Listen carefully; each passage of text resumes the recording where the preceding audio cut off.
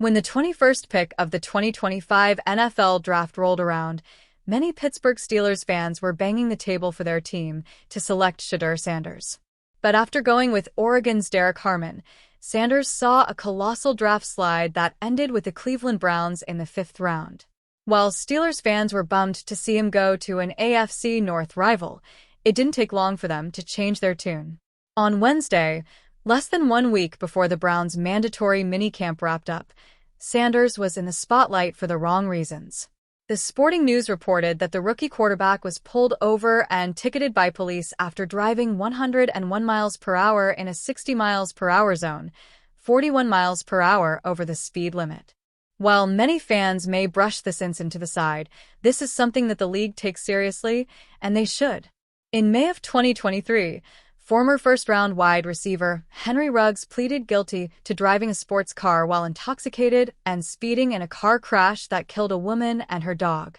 Now the former Alabama star and NFL hopeful faces 3 to 10 years in prison. These scenarios are different, and no alcohol was involved when Sanders was pulled over by police.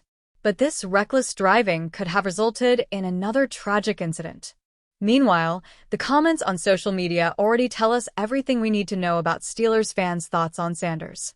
Pittsburgh Steelers fans are already over Cleveland Browns QB Shedeur Sanders. As badly as much of the Pittsburgh Steelers fanbase wanted their team to select Shedeur Sanders in the 2025 draft, their draft remorse has already disappeared entirely. Since then, the Steelers signed 4-time MVP quarterback Aaron Rodgers, as Sanders was just a face among a cluster of quarterbacks on the Cleveland Browns during mandatory minicamp. Sanders does not have a history of run-ins with the law, but there were other reasons to be concerned. The former Colorado Buffaloes quarterback reportedly interviewed poorly with teams during the NFL Combine and when visiting facilities during pre-draft visits. Sanders has also been known to throw his teammates under the bus a time or two. When you combine a character that rubs people the wrong way with average arm talent, mobility, and size profile, you get a quarterback Steelers fans have no trouble living without. The speeding incident is just the icing on the cake that he's truly a 2025 NFL draft afterthought. This Pittsburgh fanbase has already moved on from Shedeur Sanders. The Pittsburgh Steelers have officially announced the release of former Arizona Cardinals RB Jonathan Ward, according to their X account. More from Steelers Now's Alan Saunders. Ward was in a competitive group of depth running backs throughout OTAs that also included veterans Trey Sermon and Evan Hull, and appeared to be in shape to compete for a spot on the practice squad once again at training camp, he said. There was no corresponding move to Ward's release announced. The Steelers now have 2 vacant slots on their 90-man offseason roster. Ward, a Central Michigan product, was signed by the Cardinals as an undrafted free agent in 2020. He was released ahead of final roster cuts, but was added to the team's practice squad. Ward featured in 14 games during his rookie season, most prominently in special teams where he played 45% of snaps. In his rookie season, Ward did catch one 11-yard pass for a touchdown. His sophomore campaign saw a bit more playing time in 2021, as he played in 13 games, featuring in 46 snaps on offense while seeing an increase to 58% of special team snaps. He picked up 3 first downs as a runner while catching 3 of 4 targets for 34 yards. 2022 saw Ward injure his hamstring, which ultimately led to being released by the Cardinals in December after spending time on injured reserve. The Tennessee Titans signed him to their practice squad a few days later, where he spent the remainder of 2022 and all of 2023 with. Ward played 20 total offensive snaps during his time in Tennessee, though he played above 40% of special team snaps. In 2024, the Steelers signed him and utilized him for 55% of special team snaps with 10 plays on offense. Now, the 27-year-old is set to hit the open market with roughly a month until training camps begin across the league. That likely won't be with the Cardinals, as their running back room remains fairly competitive from top to bottom. James Conner returns to the organization after signing an extension and will undoubtedly be the number 1 running back in the desert for 2025.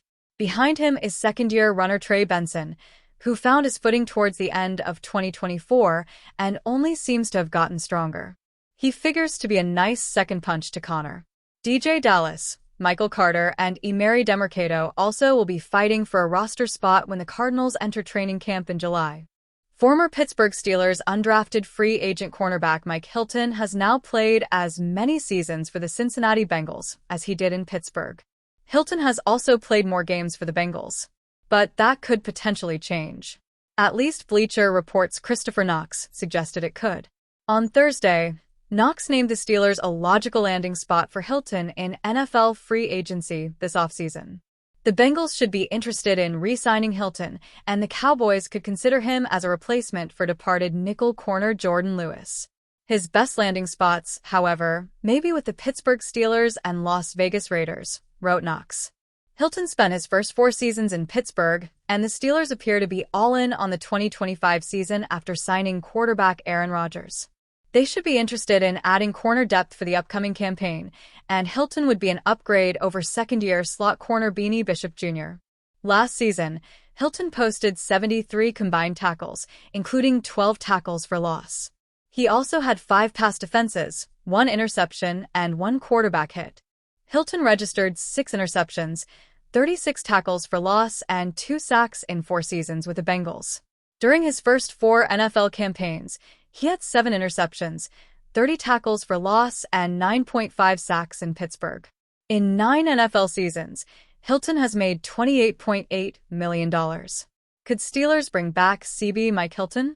The Bleacher Report NFL team has been advocating for a Hilton return to Pittsburgh for some time.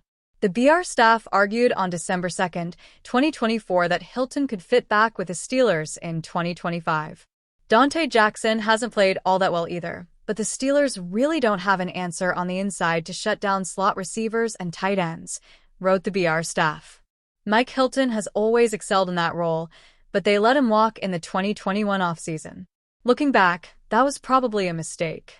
He's played the role well for the Bengals, and the Steelers should be interested in bringing him back next season. As Knox explained, teams have expressed interest in Hilton this offseason. However, no team has signed him. Hilton began his career as an undrafted free agent in 2016. He signed with the Jacksonville Jaguars following the draft and then spent the first week of the regular season with the New England Patriots. The Steelers added Hilton to their practice squad in December 2016. He made his regular season debut the following season. Hilton became a key member of the Steelers' defense as a slot cornerback. His blitzing ability made him a natural in Pittsburgh's defense. In the slot, he posted 10 tackles for loss and 4 sacks in 2017. Over 4 seasons with the Steelers, Hilton started 20 games. In 2021, he signed a 4-year, $24 million deal with the Bengals. Hilton started 36 contests in Cincinnati.